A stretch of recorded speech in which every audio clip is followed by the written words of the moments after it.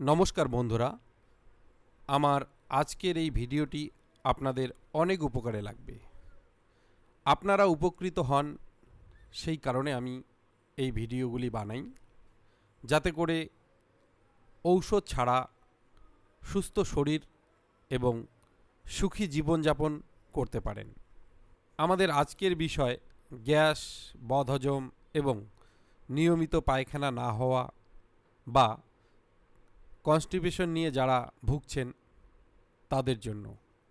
প্রথমে একটা কথা বলি, আমরা যারা গ্যাস, বদহজম এবং কনস্টিপেশন নিয়ে ভুগি, প্রথমে আমরা এই সমস্যাটাকে অতটা গুরুত্ব দেই না।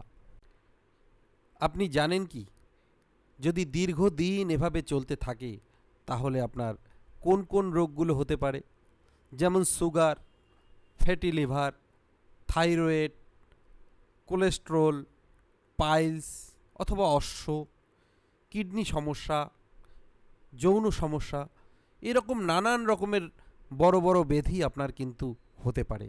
তাই বন্ধুরা, আজকের থেকে আপনি সাবধান হয়ে যান। এবারে আমরা আলোচনা করব এর থেকে বাঁচার উপায় কী এবং কি খেলে, কিভাবে খেলে আমাদের এই সমস্যাগুলো আর থাকবে না।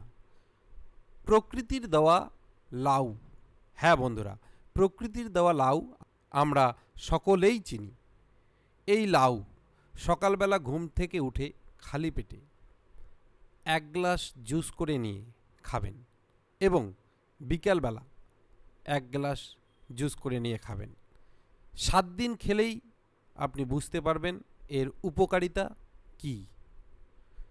সো বন্ধুরা, যদি আপনি আমার এই ভিডিওটি দেখে এবং আমার বলা কথাগুলো মেনে যদি আপনি এটা খাওয়ার পরে উপকৃত হন, তাহলে অবশ্যই আমাকে কমেন্ট করে জানাবেন। ধন্যবাদ।